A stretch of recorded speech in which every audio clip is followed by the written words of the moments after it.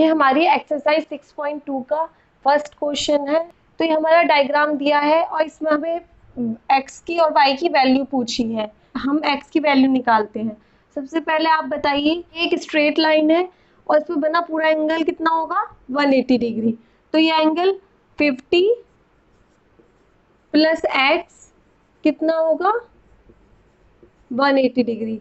क्यों होगा? क्योंकि लीनियर पेयर है इसलिए 180 डिग्री होगा। यहाँ से x की वैल्यू बताइए कितनी आएगी, 180 minus 50 is equal to 130 degree. तो x की वैल्यू हमें पता लग गई 130 डिग्री। सिमिलरली यहाँ पे हम y की वैल्यू निकालेंगे। ये दो स्ट्रेट लाइन है, आपस में इंटरसेक्ट कर रही है, तो इनके वर्टिकली अपोजिट एंगल्स इक्वल होंगे। वर्टिकली अपोजिट एंगल्स का मतलब आमने सामने वाले एंगल। तो इसका मतलब angle y is equal to भी कितना आएगा 130 डिग्री। क्यों आएगा? तो एंगल y भी आ गया हमारा 130। तो x और y की वैल्यू हमने निकाल दी, x है 130 और एंगल y भी हमारा 130 है। हमें प्रूव करना है कि A B parallel to C D. अब यहाँ पे हमारा एंगल x 130 आ गया है और एंगल y 130 आ गया है। अब आपको याद होगा मैंने पहले लाइंस के कुछ पॉइंट्स लिखवाए थे, तो उसमें अगर ऑल्टरनेट इंटीरियर एंगल्स इक्वल होते हैं तो इसका मतलब हमारी लाइंस पैरेलल होंगी। तो यहाँ पे ये क्योंकि ऑल्टरनेट इंटीरियर एंगल्स है और ये इक्वल है, तो it means A B is parallel to C D. तो लिख दीजिए। तो हमने ये भी प्रूव कर दिया और एक्स और वाई की वैल्यू भी निकाल दी। तो मुझे लगता है आपको अब ये सॉल्यूशन समझ आ गया होगा। अब हम नेक्स्ट क्वेश्चन करेंगे। ये क्वेश्चन नंबर 2 है। आपको एक चीज याद रखनी है, अगर ए बी सी डी के पैरेलल है और सी डी हमें गिवन है क्वेश्चन में ई एफ के पैरेलल है, तो ए बी भी ई एफ के पैरेलल होगी। अब हमें इसमें फाइंड आउट करना है एक्स। आप मुझे बताएंगे कि ये एंगल y दिया है, ये एंगल z दिया है, तो ये एंगल कितना होगा बताइए। ये एंगल होगा y। क्यों होगा?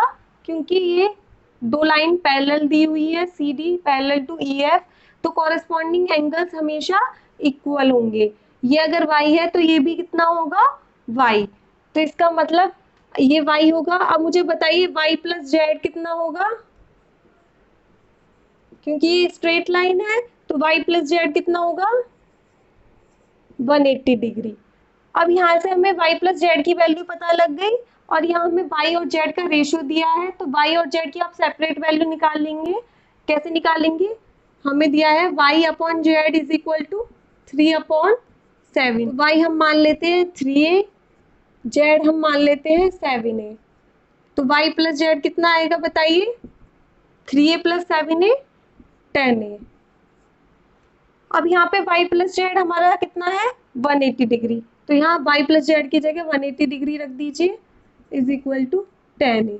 तो यहाँ से इसको मैं ऐसे भी लिख सकती हूँ 10a is equal to 180 degree. बस मैंने 10a इधर लिख दिया, 180 डिग्री उधर लिख दिया। यहाँ से a की वैल्यू बताइए कितनी आएगी 18 डिग्री। यहाँ से a की वैल्यू 18 डिग्री आ गई, तो y की वैल्यू बताइए कितनी आएगी, y is equal to a की जगह हम 18 रख देंगे, तो 3 इंटू 18 बताइए कितना आ गया 54 डिग्री। सिमिलरली z की वैल्यू बताइए कितनी आएगी, 7 इंटू a की जगह क्या रखेंगे 18 डिग्री, तो z की वैल्यू कितनी आ जाएगी 126 डिग्री। अब हमें x की वैल्यू निकालनी है। तो आप बताएंगे, मैंने आपको बताया कि अगर ए बी सी डी के पैरेलल है और सी डी गिवन है ई एफ के पैरेलल है, तो ए बी और ई एफ भी पैरेलल होंगे। तो अब सोचिए आप x किसके इक्वल होगा, एंगल z के। क्यों होगा मैं यहाँ लिख देती हूँ, angle x is equal to angle z। क्यों होगा? क्योंकि ये हमारे ऑल्टरनेट इंटीरियर एंगल हो गया। तो x किसके इक्वल होगा z के, और z की वैल्यू हमने यहाँ से कितनी निकाली है 126 डिग्री। तो एंगल x भी कितना आएगा 126 डिग्री। मुझे लगता है आपको ये सॉल्यूशन भी अच्छे से समझ आ गया होगा। और अगर आपको वीडियो अच्छी लगती है तो लाइक ज़रूर करें और आपकी जो भी क्वेरी है उन्हें कमेंट बॉक्स में ज़रूर लिखें, जिससे मैं आपकी नेक्स्ट वीडियो में जो भी आपके डाउट्स हैं उन्हें सॉल्व करा सकूं। Thanks for watching.